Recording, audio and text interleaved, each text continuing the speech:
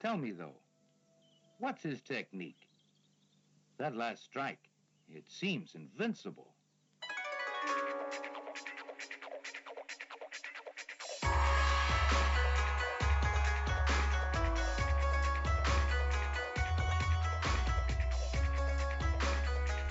Hello, welcome to the first episode of Sons of the Dragon, the Immortal Iron Fist Podcast.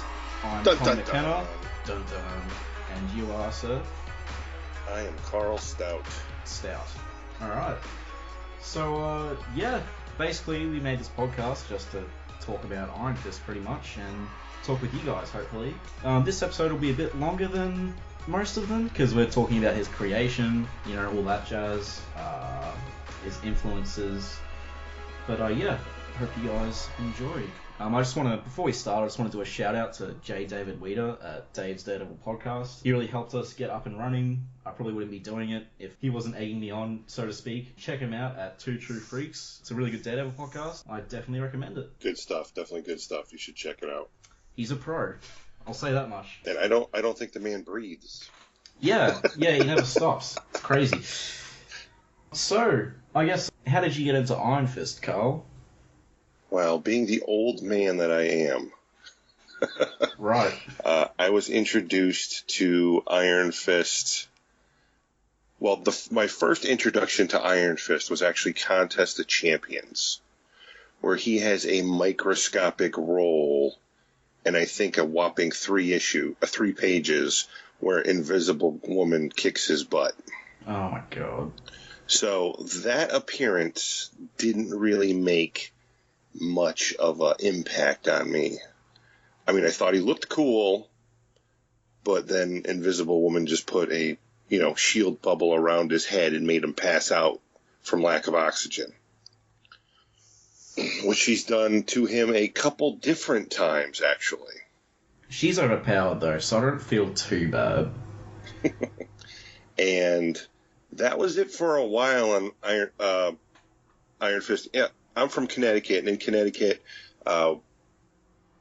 growing up, there wasn't really any comic book stores in my area when I was young. They popped up later when I hit my teens. So the only place we could go to was the local drugstore or Five and Dime, or however you refer to them from wherever you're living. Chemist. Pharmacy, chemists, had a rack of Marvel comics. And I shouldn't say Marvel, they had a rack of comics. There'd be DC Comics, Marvel Comics, Archie, Casper the Ghost, Wendy the Good Little Witch, all that stuff. A cornucopia of different comic books.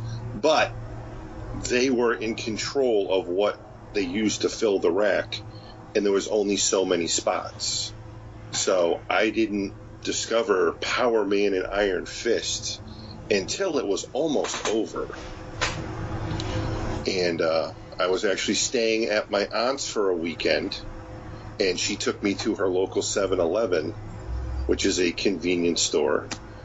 And they had a completely different selection in their comic book rack, and I picked a couple comics I had never read before, Power Man and Iron Fist being one of them. And I was already a huge martial art movie fan.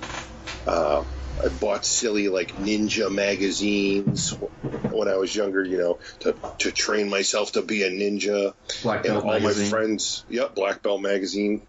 All my friends in the neighborhood made their own, nunchucks out of wood and string. And so martial arts has always been there for me. Our Channel 20 locally had Samurai Sunday, where they would show 2 70s era kung fu movies back to back on Sunday morning, starting at 10 a.m. And me and my brother were addicted to the things. We would watch both movies and then beat the crap out of each other for the next 5 hours. So upon that issue and seeing Iron Fist and in that particular issue, he actually beats the crap out of people while wearing roller skates. What? He beats the crap out of people wearing roller skates, and then loses the roller skates to get into his outfit, and then fights a werewolf woman from Kunlun. That sounds absolutely amazing. I can't believe I haven't read that yet. Well, it's fantastic. At least it was fantastic at my age. And so upon getting this issue, I needed to track down the others. And then I found out about a local comic book store that was in driving distance. I begged and pleaded, and my father brought us there. And me and my brother started the wonderful world of buying back issues and blowing all your free cash on comic books. So then I started to fill my collection in. And have been hunting down Iron Fist issues ever since. All right. Yeah, that. So what was that story? Is that in Power Man and Iron Fist, the werewolf one? Yes. Okay. Yeah, well, I can't wait till we get up to that one. And how did you get involved in Power Man and Iron Fist, or Iron Fist, should I say? Yeah, I never really got into Power Man. I got into Iron Fist, I think, mid-2000s. Like you, I was a bit of a martial arts nut. Although when I was a kid, it was always boxing. But, yeah, I think I first saw him in, what was it? Cable and Deadpool, maybe? I'd seen him around. I thought he was kind of cool, but never grabbed me too much. Then I saw him in a game I was playing. Can't remember which one it was, but... Maximum Carnage? No, I think it was Ultimate Alliance 2, maybe? Yeah. So I saw that, then I found Immortal Iron Fist, the Brubaker series. I read all that, I ate it up. I was doing martial arts at the time. Well, I'm still doing it, but at the time it was difficult. I had this real hippie teacher, I guess. He'd be like, ooh, the stars are there, it means it's going to rain tomorrow or something. So I guess I really got into the Immortal Iron Fist because there was a lot of that sort of spiritual jazz. But I just really enjoyed the character, so I went back and read the 70s stuff, and yeah, that actually got me back into reading comics in general, so I guess I owe the character, so to speak. And yeah, now I'm here. I've just been reading nearly everything Iron Fist I can get a hold of, which unfortunately isn't much these days. He's not really in much. But, yeah, that's pretty much it for me. Yeah, he has kind of been pulled from the scenes, and we both think that it has to do with his upcoming Netflix appearance. I hope it has to do with that, because we just got Living Weapon, which I haven't finished yet, and I was hoping that would lead to more stuff, but... yeah, I guess we'll have to wait and see. I mean, Punisher doesn't have a comic, so they must be waiting for Netflix as well for him. So I'm hoping anyway. Yeah, I think... well, the original plan was for them to all have one season, and then for it to turn into the Defenders. Yeah. I guess Daredevil did so well, and I'm so glad it's getting a second season, by the way. Daredevil's another favourite character of mine. Yeah, I just hope Iron Fist isn't delayed as a result. I don't think it would be, unless they have budget concerns, because there seems to be different teams behind each show. I mean, there was a lot of... Daredevil set up a fair few Iron Fist things, so I was hoping we get a bit more news afterwards, because it didn't set up any Luke Cage or anything, but I guess we'll have to wait. That's what being an Iron Fist fan is about, just waiting for news. Yep.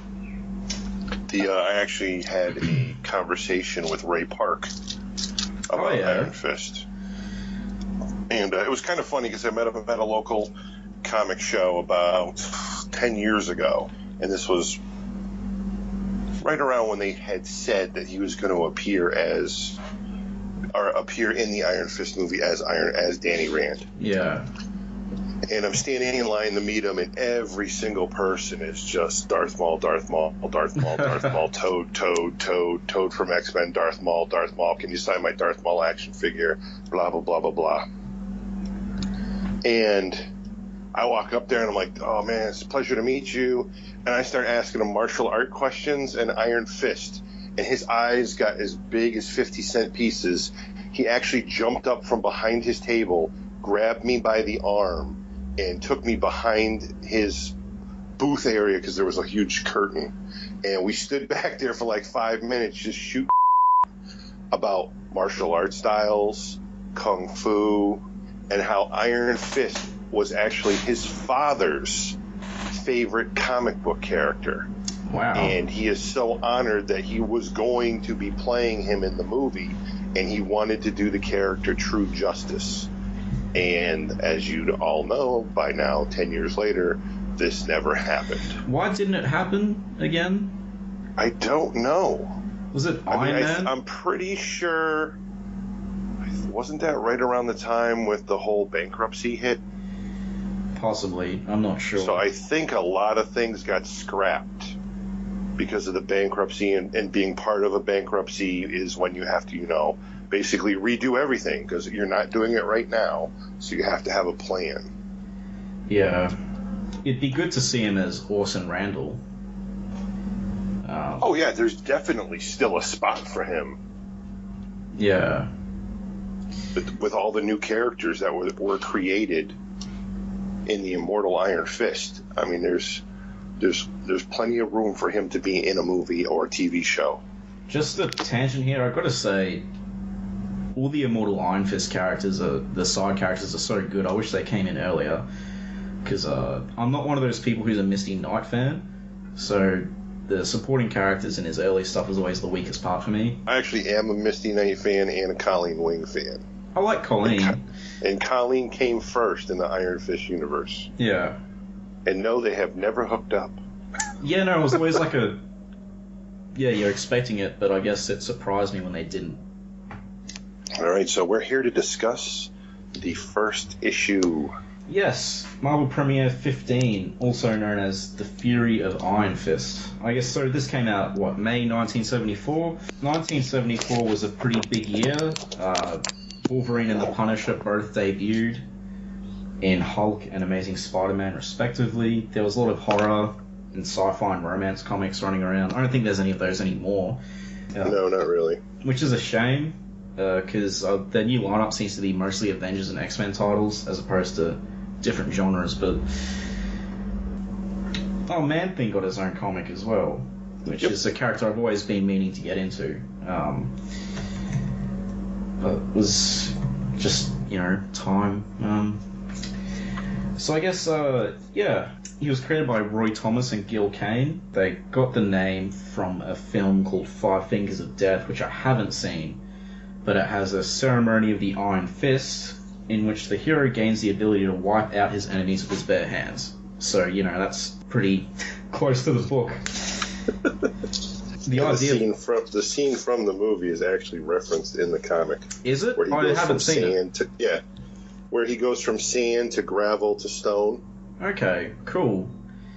Yeah, it seems Iron Fist is an amalgamation of a lot of ideas put together, and it really works. Yeah, actually, Iron Fist...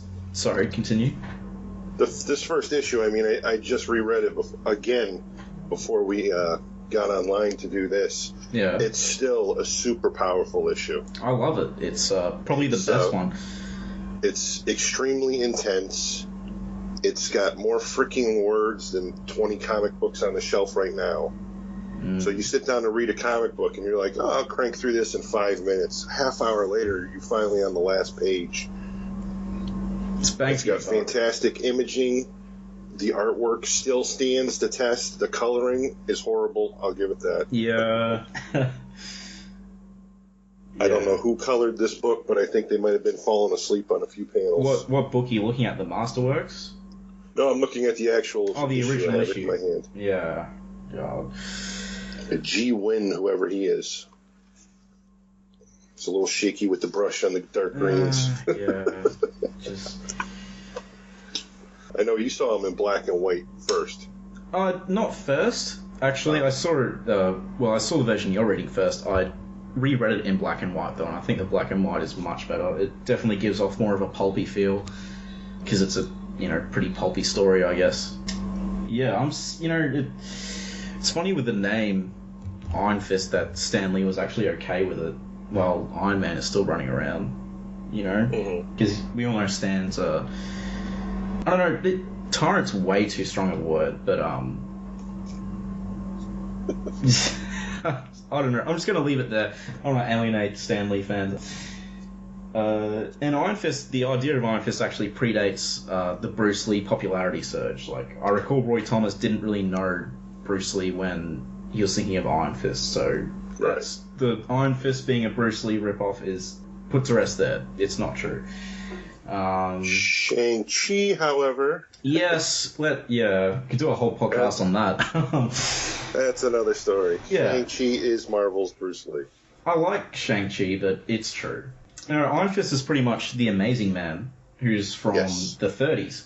This is Gil Kane's contribution. Basically, the Amazing Man was an orphan who was raised by 7 monks in Tibet. Does that sound familiar at all? He had similar, and I reckon more hardcore trials than Iron Fist. I guess he didn't fight a dragon, but he had to know every single language on the planet. He had a bad guy called The Question, who's extremely similar to UT, if that's how you pronounce it. And he gave him the ability to turn into green mist. Does this character sound familiar at all? His name is also John Aman. Yeah, and I think it's really cool, actually, that didn't find out about this inspiration until relatively recently. And I think it's really cool that they included the Amazing Man in the Immortal Iron Fist stories. And I guess... And I think, I'm almost positive, there's a small comic book publishing company that is doing new Amazing Man. And I think they're free as well, online. They released the first issue free or something. And I can definitely understand why the Prince of Orphans just absolutely manhandles everyone he comes into contact with. I always thought he was a bit overpowered, but now it makes sense. Yeah, actually, I just want to cover the rest of his influences real quick, because he's pretty heavily influenced, not Iron Fist himself, but if you're listening to this podcast, you probably know what Kunlun is. So if you don't, you'll find out. But yeah, Kunlun is pretty much the mountain in Chinese mythology, also called Kunlun. A bunch of immortals live there. Yeah, there's even a tree of immortality in the mythical Kunlun. I tried to find it, but it can't really be pinpointed. Most myths place it at the start of the Yellow River, though, which is also known as the cradle of Chinese civilization. But there is a mountain range... a mountain range called Kunlun, and that is definitely... It's on the border of Tibet. I'm not an authority here, so feel free to correct me, but from what I could see... So far, so good. From what I could see, it's on the border of Tibet, so... There is that. And yeah, there was just a lot of stuff. Like, there's visitors to the mountain called the 8 Immortals. Fat Cobra, one of the champions of the other cities, like Iron Fist, is from Penglei. And that's a reference to the 8 Immortals who lived at that castle and then got drunk and crossed the river using magic. I'd like to read that at some point. I heard that Roy Thomas had a Chinese mythology book, so this makes sense that he pretty much just got the location from there. And there was definitely some research being done. This wasn't pulled out of someone's keister. This wasn't just cashing in on the 70s kung fu thing. There was a lot of thought behind the creation, which is really cool. Like, just makes you appreciate it more. And I love Power Man and Iron Fist. I just think it's a bit of a shame that it sort of went in that 70s kung fu direction. Kung fu and black exploitation. Yes, yeah, it became a period piece, which is still good, but Immortal definitely brought it back to its roots. Yes. Yeah, so, did you want to start on the issue then?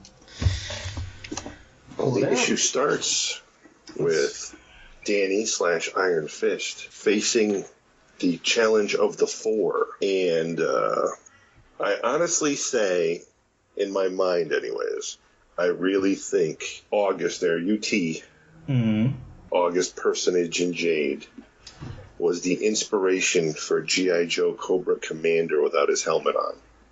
Really?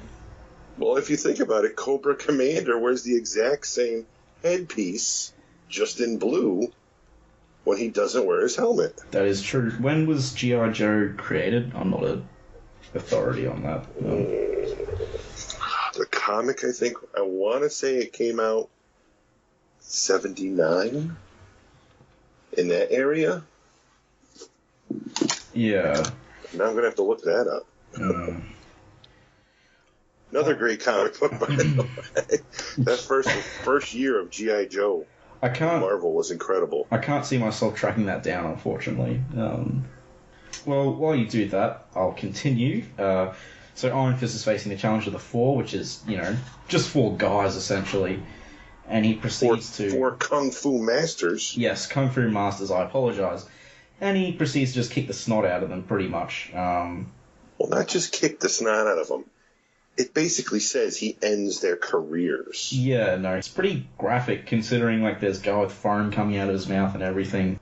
And I guess he sort of feels bad, maybe. 1982 on G.I. Joe. Okay, so it was after. Yeah. And then... Because he does feel bad. He said if they met them on the street, they'd probably hang out together. Yeah, it's a bit confusing with the second-person narration, because I guess that's him thinking, so... There's lots of thinking. Yeah, lots and lots of thinking. Lots of thinking and getting cracked on the head and remembering. So then UT is like, well, gives him a moment to contemplate before he faces the challenge of the One. And we go to a huge flashback. So let's just talk about these first few pages. What do you think of the title, like the cover? The initial first page. The cover. All right, we'll start with the cover. You karate killers wanted a showdown. Now you got it. That is, of course, him fighting the Four. And it's powerful. And it's in New York for some reason. You are correct. And he has a bat with spikes on it as well. One of the four, that is. And the other has a knife, which he doesn't neither have in the actual fight. Oh, so they definitely spruced it up like they always do with covers. Always do, yeah. It's the cover. Let's put something on here that's not going to happen in the book. Yeah, pretty much every 70s cover ever. And, but powerful, very colorful, in your face. The yellow and red just pop right out at you. So they definitely had probably a meeting on that. Great logo. He's in the form of an X, pretty much like almost consuming the entire cover. Mm. So you definitely know who Iron Fist is. Yeah. Then we get to the first page, and you're talking straight off of a movie poster. The kung fu poses on everybody, the intensity, the mysterious masters, and UT in the background watching over him. Yeah, I got a big giant orange arrow, like you needed that to tell you to turn the page. Yeah, that. Ooh, look at what's on the next page. If you weren't going to turn it, I guess. Wait, there's more. Yeah. Like, I love the action throughout all of this. It's really clear. You can see what's going on. Yes, again, I think research had to have been done. Because these panels and page layout are very thought out, very well done. Actual strikes that are in Kung Fu being completed here, not just, malarkey. Yeah.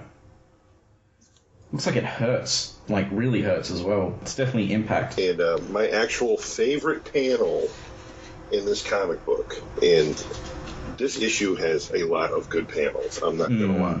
But I don't know why, I have no reason for this, but my favorite panel is the top left panel on page 3, where he's taken out 3 of them, and he's got the 4th one jumping through the air at him. Yeah. Just looking over his shoulder. It's just a powerful panel, and I'm always drawn to it whenever I hit that page. It's just like, that's just an awesome panel. Yeah, it's really good. I love that panel where he's just kicking that guy in the face. The one at the end of that page, like, the guy just looks like he's dead, pretty much. So he's got the blood exploding out of his mouth. Yeah, the sound effect thrum. Yeah. I don't know, it just sticks out to me. It's really, packs a punch, so to speak. And I know you brought it up in earlier conversations we had about discussing this issue, that in the first few issues, you can actually see Iron Fist's eyes. Yeah. And they did not do the typical whiteout yet. I like seeing his eyes. I guess it doesn't really work for the superhero thing they end up going for, but I think it works a lot better for this, kung fu revenge thing they've got going on right now. Because he's not really a superhero for a while, right? It's a martial arts comic until I think either later on in Marvel Premiere or when like Chris Claremont and John Byrne take over. And it's still good. I love that run. I guess I'll just have to see which one I prefer when we get up to it, though, really. So, as a matter of fact, I think... No, even in the team-up, which was in between this run and his own book, he still had his blue eyes. Is that the Marvel Team-Up 30 cover. 31, Spider-Man and Iron Fist. I really like that issue. It was strange, very strange. I guess we'll get to that when we get to it. Oh, definitely. I'm looking forward to it, that's for sure. So I guess, do you want to do the flashback sequence now? The most brutal origin that makes Batman look like a pussy. Yeah, so basically, he looks off into the distance as he's contemplating his past, and he's with his, his dad, his mum, and his business partner. His business partner is Harold Meacham. Is that the right pronunciation?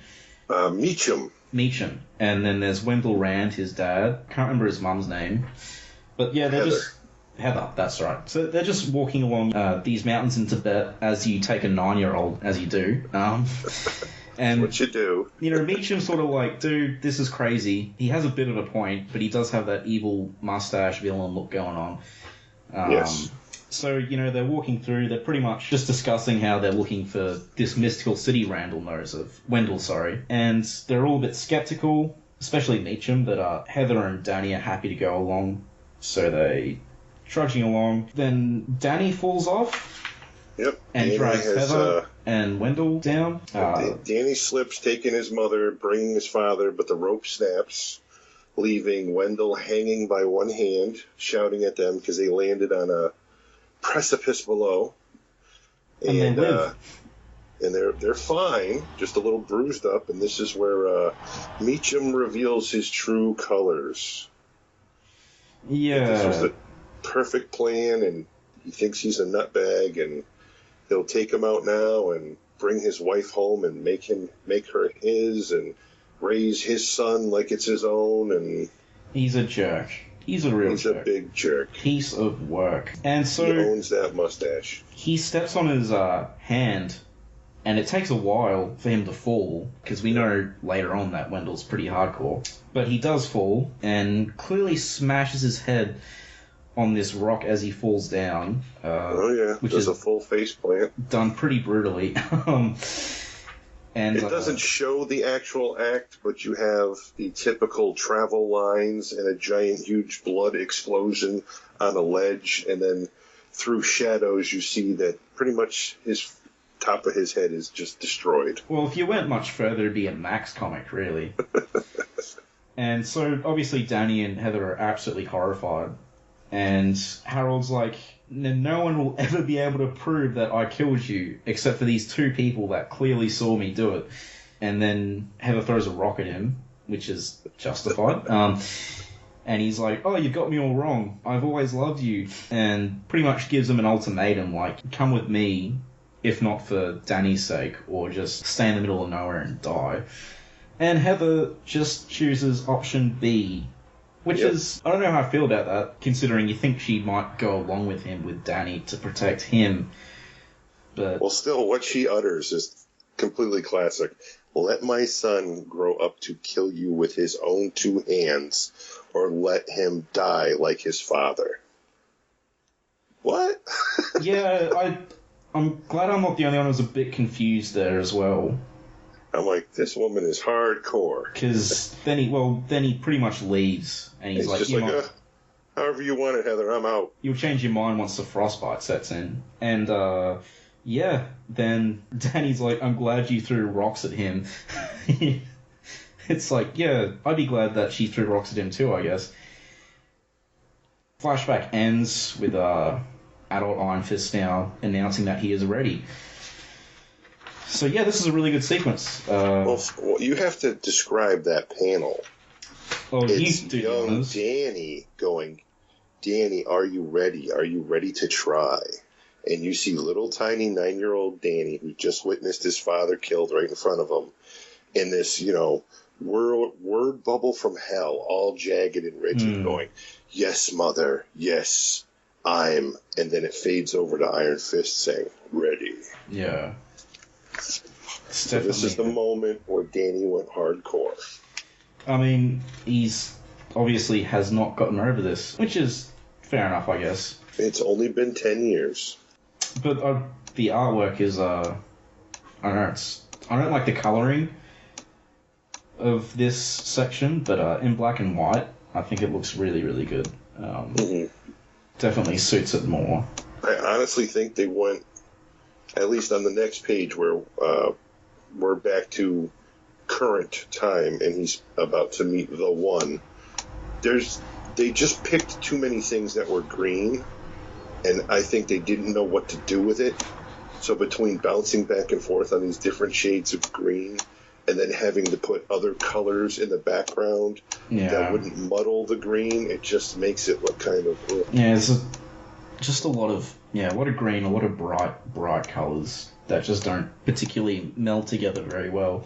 Yeah, the where the page where Randall hits his Wendell, it's like reading Immortal over again, getting confused.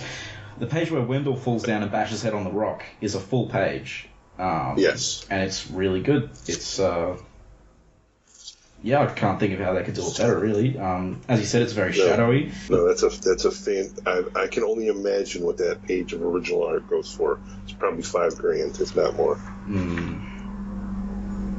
And just Wendell is generally drawn very well. I think just his facial expressions are all very detailed in comparison to the others. Well, maybe not. Definitely. Meacham always just looks really evil, but yeah. It almost looks like he's wearing a fez in that one panel. Which panel is this? Oh, yeah. The first panel we're introduced to him there. Yeah, it almost looks like he's got a bright red fez on, and then it becomes magically orange. Yeah, I was going to open the colour version here. I remember his outfit was quite garish, so to speak. Let's see. But then we are introduced to the One. Ah, yes, the One. Who comes back later on. But we won't get into that. Does he? Oh. Alright. Oops, I got my book. Did you want to recap this section? So now he has to face the challenge of the One, and even he is just like, I just fought 4. What's the big deal about fighting 1? And of course, UT's got to put him in his place. Yeah, like, dude, don't be a cocky bastard. Yeah, it's like your cockiness is a demon at your ear. So, of course, this huge doorway opens up, and this, like, 9-foot tall, 4-foot wide, hooded, more like professional wrestler hood guy in a bright red gi comes out, and even Iron Fist expression is a little bit priceless. He's just like, what the? Yeah. And UT proceeds to tell him that, his fists are like thunderbolt, and his name is She-Hu? Or Shu-Hu? Shu-Hu, yeah. And he has pledged a pledge of silence so he doesn't talk, and his name means lightning. And his fists are like lightning, and they hit like thunderclaps and all this good stuff. So they start to throw down, and Iron Fist pretty much dodges the first blow, which he is surprised how fast it is because of this person's ginormous size. Kind of like Andre the Giant and Princess Bride. Wow. Throw that in there. Yeah. This will be over a lot quicker if you stop moving. And Iron Fist hits him with like an upper chop and then a double-fisted kick right square to the teeth, and it doesn't even phase this guy. He swats Iron Fist away like he's a bug, and he actually bounces off the wall and regains his footing. And UT and the Hooded Master starts talking a little smack about, oh, maybe this isn't the person we thought he was. Maybe he'll be getting a boot out the gate instead of given the choice of immortality. And I'm pretty sure Danny hears this smack talk, so he concentrates a little harder. Yeah. But all that does is lead to a brutal beatdown, where he takes quite a few blows to the face, body, and chest, which of course leads to another flashback. Yeah, flashbacks everywhere. It's like watching Man of Steel. It's just every 2 seconds. How many concussions can this guy have? Yeah, a lot. So I love that. Yeah, this whole action sequence is great. Obviously, the introduction of the One is pretty classic. Yeah, that's all I have to say about it. Really, just really nice, crisp action. Oh, that panel in the top left where he hits him in the jaw with the open hand strike. Well, the one that would have snapped a normal man's neck like a twig. This guy doesn't know that he's not a normal man, right? So he could have killed someone there. Correct. Yeah. All right. I just wanted to point that out. A little foreshadowing for some future pages with what you just said there. That's true. So now we go back to flashback number 2. Yeah. Where Heather and Danny are trudging through the snow by themselves, still continuing to look for Kunlun, even though Heather doesn't even really think it exists. Yeah. She'd rather look for a fake city than go in the same direction that Meacham went. I'm questioning this parenting right now. Like, not only the dad just dragging his 9-year-old to Tibet, but, like, the mother just not thinking the city's real and still dragging her 9-year-old instead of, I don't know. I feel like these are probably the worst parents in any comic origin I've ever seen. Well, let's be honest. Wendell knew it was there. That's true. So he had a plan. Yeah. He's from there. He lived there. He was bringing his family there. So he knew it was coming. That's true. Heather was respecting her husband. She even says he spoke of it so often she began to think it was from a real place. But you almost have to wonder if she's just like thinking that the opposite direction from the guy who just murdered my husband and will probably murder us because of what we saw. So I think that's more of what is actually going on here. Yeah, I just feel like Heather's not looking out for Danny's best interests. Well, she makes up for it really fast. That's really fast. Yeah. And why was Harold there? Why did he come again? Meacham? Yeah. Because we're business partners and we're best friends. And wherever you go, I go. Oh, they had such best friend chemistry, didn't they? They were totally bros. Anyway, continue. Sorry about that. So Heather and Danny are trudging through the snow from what it basically says to it looks like about another 2 days. And they're near frozen, near starving, and you find out that they don't even know this yet. They're being slowly followed by a ginormous pack of gray wolves. That's a whole nother movie, which if you haven't seen, it's fantastic. Mm-hmm. What's this? Wasn't it called Grey? Oh, yeah, Grey? I've heard a lot about that. I haven't seen it, though. Fantastic movie about wolves, very twisted. But out of the blue, all of a sudden, they come across a bridge in the middle of nowhere. And Heather is just like, oh my God, he wasn't lying. It's a real place. There's no reason for this to be here. There's nothing here. So this bridge represents truth and that there is something on the other side. And then they instantly see the wolves. So they start chugging for the bridge. They get to the bridge, and Heather is hoping that the bridge and the chasm that it's spread over will stop the wolves, because I don't know, most think they'd be a little bit freaked out by a moving wooden bridge. Unfortunately, they're not. And they pause for a moment, but then start to come after them actually on the bridge. And she tells Danny to pretty much just keep running forward and don't look back. And he doesn't even realize that his mother has stopped, turned around, and goes full force diving into the pack of wolves to give her son that chance. And Danny then realizes what's going on when he's like, he doesn't hear footsteps behind him and the wolves are making different noises. Turns around and see his mother being basically mauled to death. And he goes to run towards her to help her and is suddenly grabbed by strong hands, refusing to let him go. And then crossbows pop up next to him and arrow bolts are fired.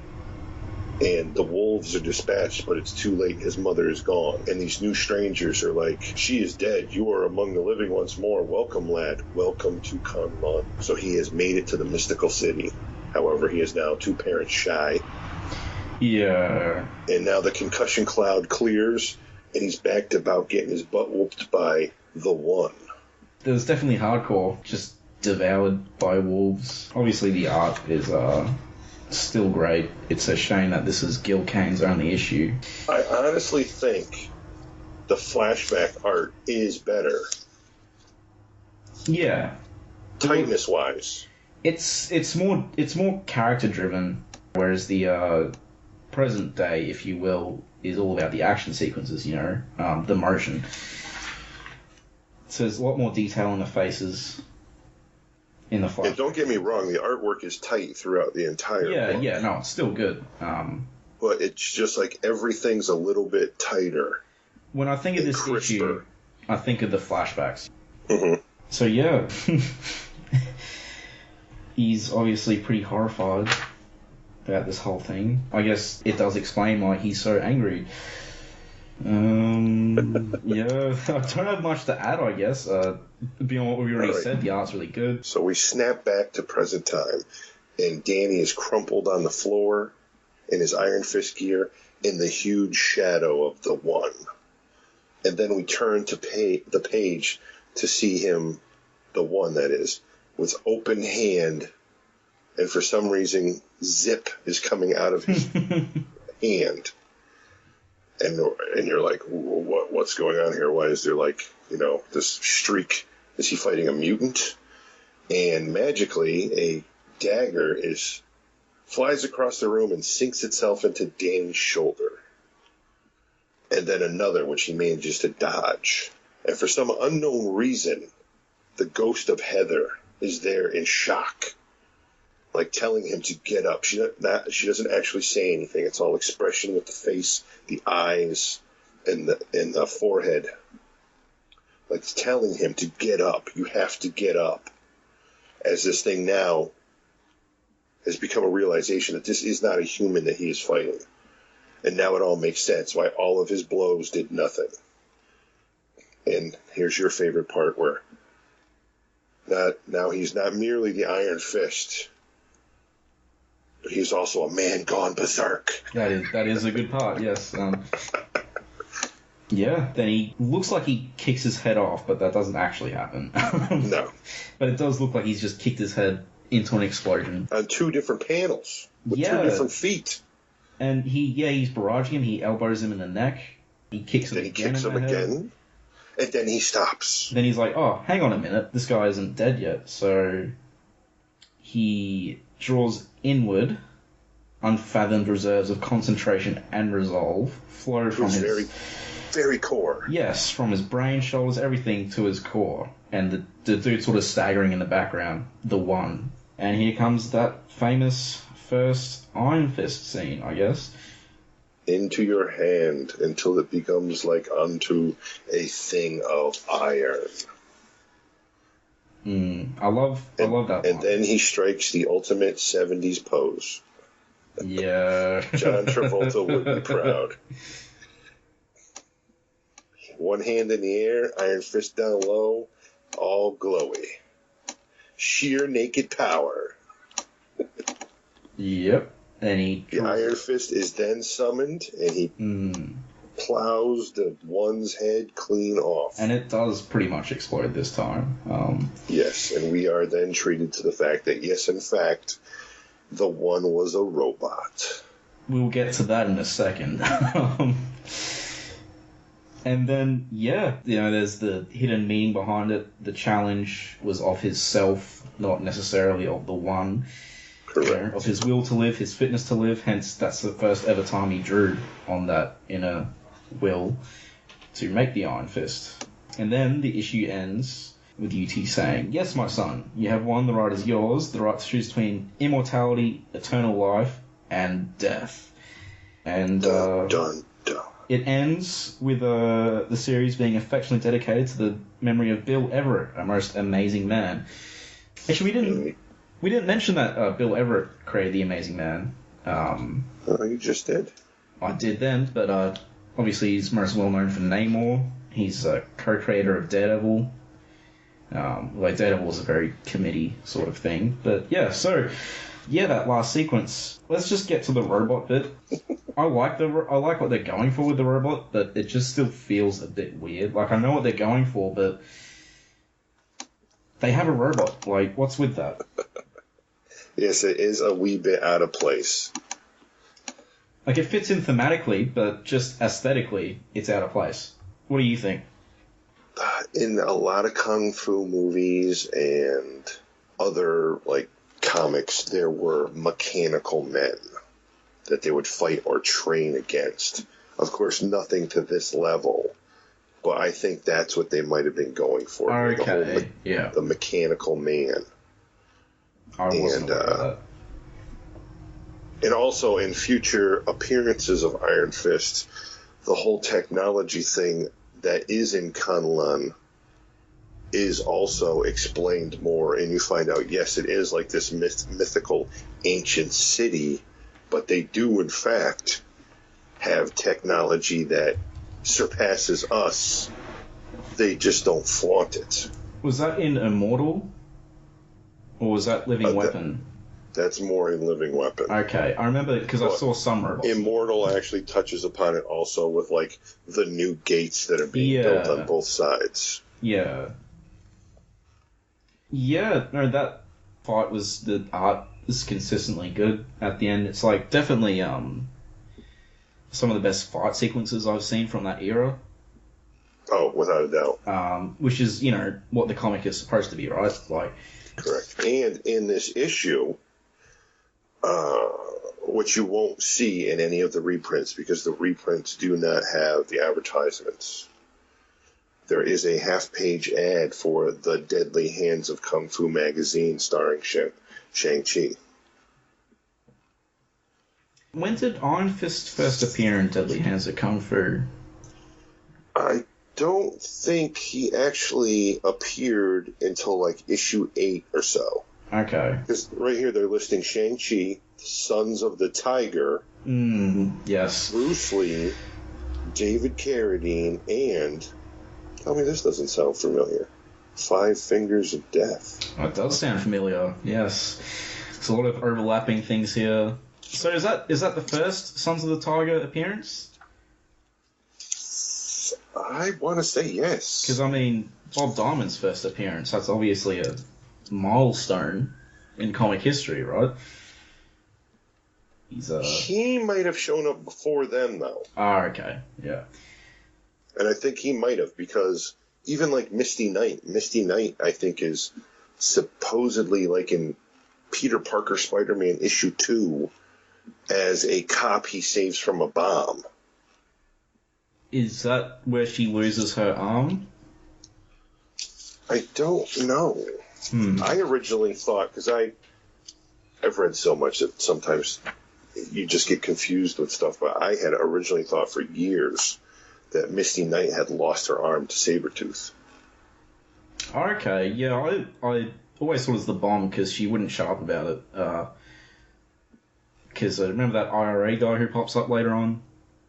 Mm-hmm. She's like, oh, bomb took my arm, blah, blah, blah. And Tony Stark did not build her first arm. He built her an arm? I guess he builds everything these days, doesn't he? Well, yeah, in her newest appearances, her arm can like do pretty much almost anything. Like it can shock people, it can do all kinds of stuff. Huh. And that arm was built by Tony, but her original arm was not. I don't think we ever find out who built her original arm.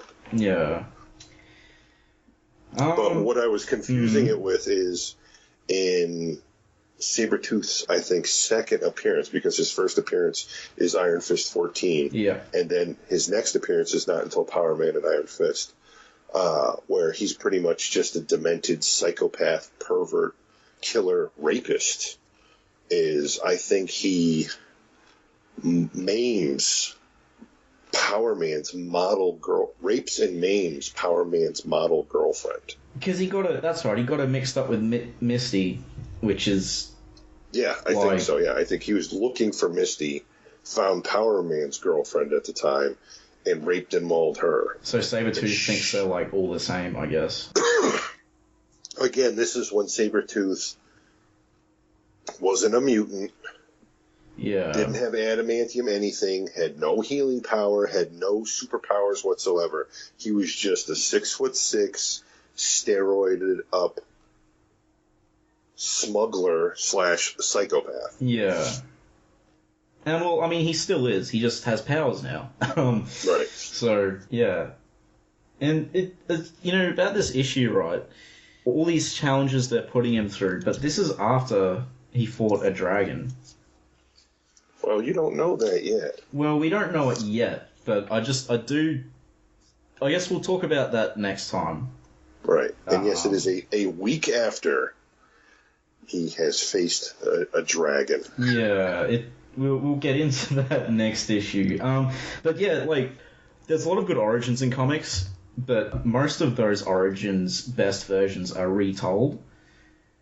As far as first unaltered origins go, this is probably my favorite origin issue I've read, besides maybe Amazing Fantasy 15. I think that is also really tight quality-wise. But yeah, I'd say... Yes, you know an origin was well written if almost 40 years later, they really haven't tweaked it that hard. It's never been retold. It was retold a bit in Living Weapon, but it wasn't like this issue is a retelling of his origin. It was just, there was flashbacks. Right. Well, that's the whole thing. There's always been the quick flashbacks. A full-out, complete from front to beginning retelling has never been done. Yeah. There's always touching. They've touched upon it many times, but the sheer fact that they haven't really messed with it. It's never been changed. It's been expanded on a bit, but it's never changed. Right. And now, the second part of his origin, which we will get into in next issue, that's been tweaked a bit. Has it? I guess we'll talk about it then. Yep, we will. I guess, though, is this his origin issue, or is his origin issue multiple issues? Like, definitely multiple. Yeah. It's sort of like Ghost Rider, I guess. That wasn't really done in one issue. Hell, Ghost Rider's origin wasn't done in, 70 issues. It took until the end to find out what the hell was going on, so... Yes, which was part of the mystery of the character. And it was great. I enjoyed that run immensely for that reason. It was always mystery. Anyway, I thought this was a great issue. Probably my favourite issue of 70s Iron Fist, if I had to make that claim. Oh, you'll be taking that back. I don't think so. I do remember... Yeah, maybe we'll get to... I do remember really liking the X-Men issue, but that was more fun. But yeah, so... This is also Roy Thomas's only one where he, wrote it fully, I guess. He's a co-plotter for the next issue or two, or is it just... Yeah, it is disappointing that he starts this huge thing and immediately passes the buck. Yeah. And tells you he is. He tells you he is. In the letter page, he tells you who's taking over and that they have his blessing and he'll be working with them, which is cool, which is a great thing. The book did not drop off after this issue. That didn't happen. So that's also a plus. Yeah, everyone. It seemed to be a bit of maybe a committee thing because he was editor, right? So he would have had to approve everything. And it definitely stays in the same vein, especially the next issue. Like, if you read the next issue, you might not be able to tell the difference between creators. If you didn't look, obviously. And I really like Danny's costume. It gets a lot of flack, but, I mean, it's a costume from an alien culture, It's supposed to look really weird. And I think it does that well. And seeing the eyes is great. I think seeing the eyes is much better than the whiteout, because the whiteout makes it look too superhero-y instead of a sort of ceremonial garb. Mm-hmm. And it works better as a ceremonial garb for the reasons I just stated. You have anything to add? I will say this, that it has been said online, and I believe publicly, the creator of DC's Dead Man says the look of Iron Fist was stolen from him. Really? Yes, because Dead Man, other than the sash tied around his waist and the headgear, is the same outfit. Yeah. Now, I don't know who came out first. I do not know Dead Man's first appearance. Dead Man was 1967. So there's 7 years. Yeah, I'm looking at the cover right now. Yeah, it's definitely similar. Have you got an image of it, or do you want me to link you one? Oh no, I definitely know what he looks like. Okay, yeah. It's mostly like the skin tight thing with the V chest exposure and the huge collar. I will say this, that the collar changes for Iron Fist anyways. Yeah. Because right now it is like the straight cut. And as issues progress, I think more so in Power Man and Iron Fist than in these first 30 appearances he makes. It goes to 2 points on the end, which Dead Man never had. So I don't know if somebody threw it in their face at Marvel and that caused the change. Yeah, I don't know if it was stolen. I guess I couldn't say. Either way, Dead Man doesn't look as good as Iron Fist, in my opinion. Yeah. I guess if any of our listeners know anything, feel free to contact us. So you can reach us at our Facebook page, Sons of the Dragon, the Immortal Iron Fist Podcast. We also have an email address, which is... Sorry, I'll just have to get it up.